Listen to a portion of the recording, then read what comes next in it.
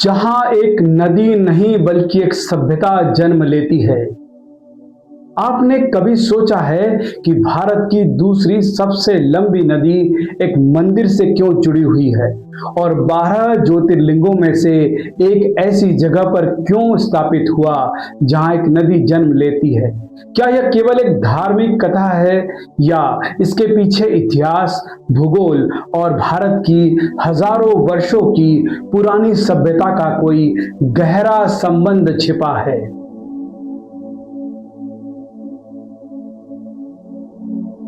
आज हम सिर्फ एक मंदिर की यात्रा पर नहीं निकलेंगे, हम चल पड़े हैं भारत को समझने की यात्रा पर। महाराष्ट्र के नासिक जिले में समुद्र तल से लगभग 700 मीटर की ऊंचाई पर स्थित है त्र्यंबकेश्वर। यही सह्याद्री पर्वतमाला का एक महत्वपूर्ण शिखर है ब्रह्मगिरी पर्वत। यही वह स्थान है जिसे भारतीय परंपरा गोदावरी नदी का उद्गम भी मानती है और यहीं से शुरू होती है भारत की दूसरी सबसे लंबी नदी की यात्रा। लगभग 1465 किलोमीटर लंबी गोदावरी महाराष्ट्र, तेलंगाना और आंध्र प्रदेश से होकर बंगाल की खाड़ी में जाकर मिलती है। इसीलिए इसे दक्षिण की गंगा भी कहा जाता है। लेकिन यहाँ एक रोचक प्रश्न उठता है, यदि गोदावरी एक नदी है तो उसका संबंध भगवान शिव से कैसे जुड़ गया?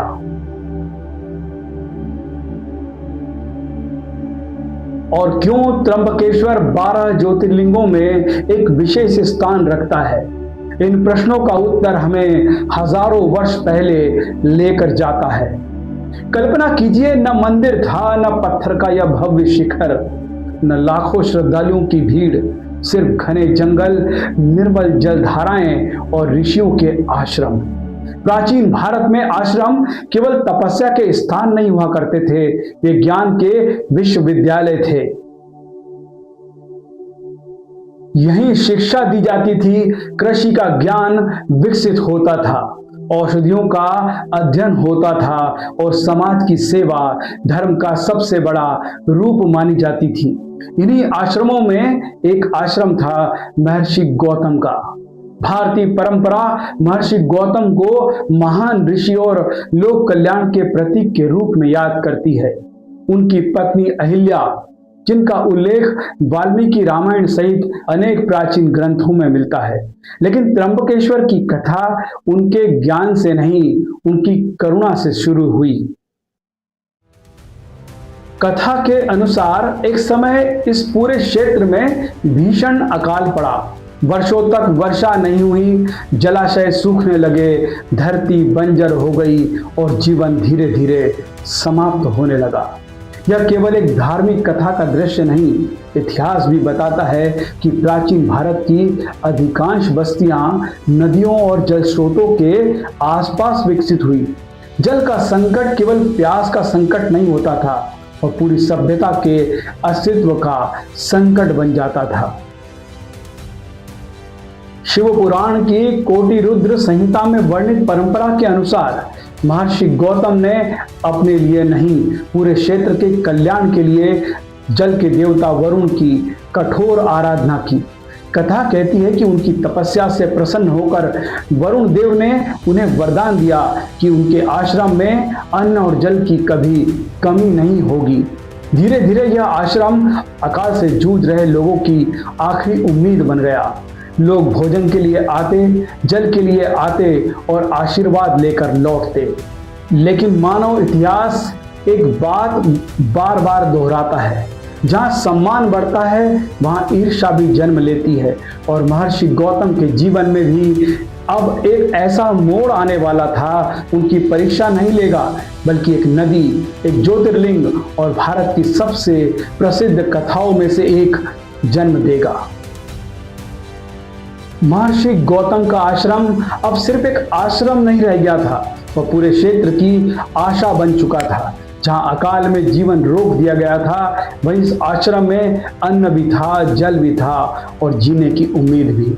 धीरे धीरे दूर के ऋषि, विद्यार्थी और सामान्य लोग यहाँ आने लगे। लेकिन यहाँ मानव सभ्यता का एक ऐसा अध्याय शुरू होने वाला था जो अभी तक किसी को नहीं पता था। जब किसी व्यक्ति का सम्मान बहुत बढ़ने लगता है तो कुछ लोग उससे प्रेरणा लेते हैं और कुछ लोग उससे ईर्ष्या करने लगते हैं। शिव पुराण की कोटिरुद्र संहिता में वर्णित परंपरा के अनुसार कुछ ऋषियों के मन में महर्षि गौतम के प्रति द्वेष उत्पन्न हो गया। कथा कहती है कि उन्होंने एक ऐसा षड्यंत्र रचा जिससे महर्षि गौतम का सम्मान सदैव के लिए समाप्त हो जाए। एक बात समझना बहुत आवश्यक है, यह प्रसंग धार्मिक परंपरा में वर्णित कथा है। इतिहासकार इसे मानव सभ्यता, ईर्ष्या और सत्य की परीक्षा का प्रतीकात्मक वर्णन भी मानते हैं। यानी इस कथा का उद्देश्य केवल घटना बताती है, बल्कि गहरा जीवन संदेश भी देना इसमें है। कथा के अनुसार एक दिन एक दुर्लभ गाय महर्षि गौतम के खेत में आ गई। ऋषि उसे हानि पहुंचाना नहीं चाहते थे। उन्होंने केवल दर्भ घास से उसे धीरे धीरे खेत से बाहर करने का प्रयत्न किया, लेकिन अगले ही क्षण वह गाय भूमि पर गिर पड़ी और पूरे आश्रम में एक ही शब्द गूंज गया, गौहत्या। कल्पना कीजिए, जिस व्यक्ति ने अकाल के समय हजारों लोगों का जीवन बचाया, उसी पर सबसे बड़ा आरोप लग गया। यह कथा का सबसे मार्मिक क्षण है। कभी कभी सत्य धीरे धीरे चलता है, लेकिन झूठ एक पल में फैल जाता है। और शायद इसीलिए भारतीय पुराण आज भी सिर्फ धार्मिक ग्रंथ नहीं, बल्कि मानव के मन को समझने वाले महान ग्रंथ माने जाते हैं। लेकिन आइए यहाँ एक और महत्वपूर्ण तथ्य समझते हैं। आज जिस ब्रह्मगिरी पर्वत को हम श्रद्धा से देखते हैं, वह भूगोल की दृष्टि से भी अत्यंत महत्वपूर्ण है। यह पश्चिमी घाट का हिस्सा है। पश्चिमी घाट विश्व के सबसे समृद्ध जैव विविधता वाले क्षेत्रों में गिना जाता है। अनेक दुर्लभ वनस्पतियां, औषधीय पौधे और सैकड़ों प्रकार के पक्षी पाए जाते हैं। इसी कारण इस क्षेत्र में पर्यावरण संरक्षण की दृष्टि से भी अत्यंत महत्वपूर्ण माना जाता है। त्र्यंबकेश्वर सिर्फ आस्था का केंद्र नहीं, बल्कि भारत की प्राकृतिक धरोहर का भी महत्वपूर्ण भाग है। महर्षि गौतम चाहते तो अपने ऊपर लगे आरोपों का विरोध कर सकते थे, लेकिन उन्होंने एक अलग मार्ग चुना। उन्होंने कहा, यदि मेरे कारण किसी के मन में संदेह उत्पन्न हुआ है तो मैं उसका समाधान भी ढूंढूंगा। यही भारतीय ऋषि परंपरा की सबसे बड़ी विशेषता थी, अहंकार नहीं, उत्तरदायित्व।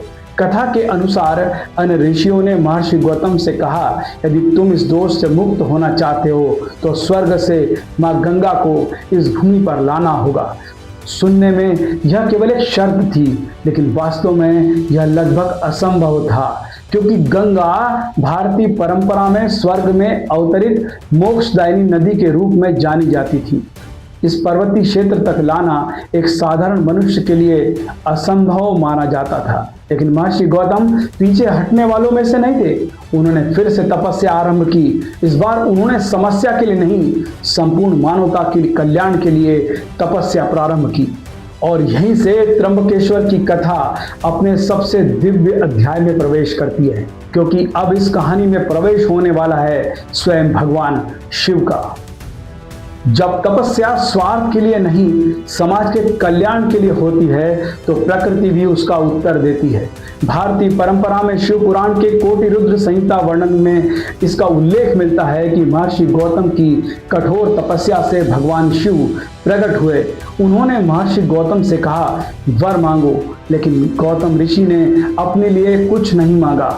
उन्होंने कहा, यदि मैं निर्दोष हूँ तो इस भूमि पर ऐसी पवित्र धारा प्रभावित हो जिससे आने वाली पीढ़ियों का भी कल्याण हो।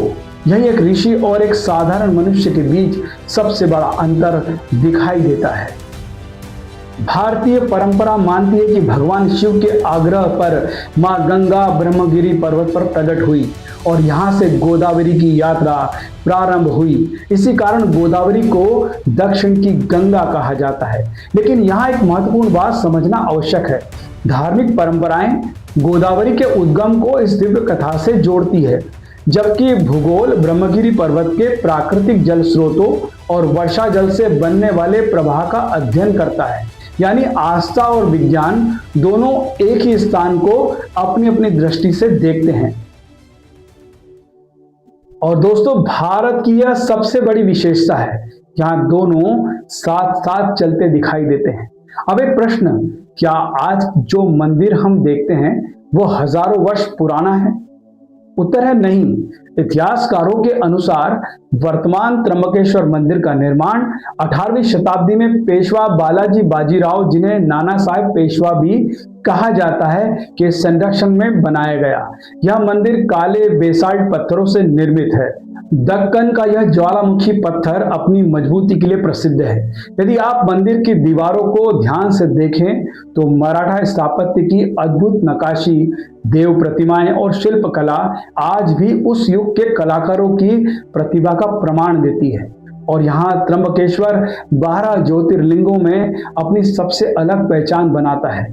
धार्मिक परंपरा के अनुसार यहाँ अन्य ज्योतिर्लिंगों की तरह ऊंचा शिवलिंग नहीं है, बल्कि एक अर्धा के भीतर सूक्ष्म लिंगाकार स्वरूप को ब्रह्मा, विष्णु और महेश का प्रतीक माना जाता है। इसी विश्वास से इसका नाम पड़ा त्र्यंबकेश्वर। मंदिर में कुछ ही दूरी पर स्थित है कुशावर्त कुंड।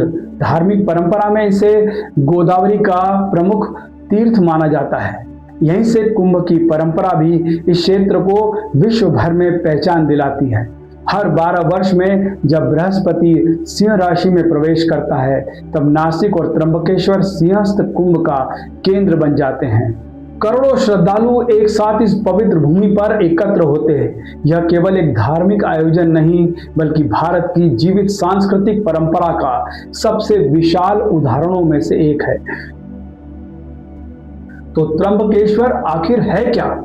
एक ज्योतिर्लिंग, एक नदी का उद्गम, एक ऐतिहासिक मंदिर या एक सांस्कृतिक धरोहर? शायद त्र्यंबकेश्वर इन सबका संगम है। यहाँ महर्षि गौतम की करुणा है, पश्चिम घाट का भूगोल है, गोदावरी का जीवन है, मराठा स्थापत्य कला है और भगवान शिव में अनादि आस्था है। इसलिए त्र्यंबकेश्वर की यात्रा सिर्फ दर्शन नहीं, बल्कि भारत को समझने की यात्रा भी है। हर हर महादेव, जय भारत।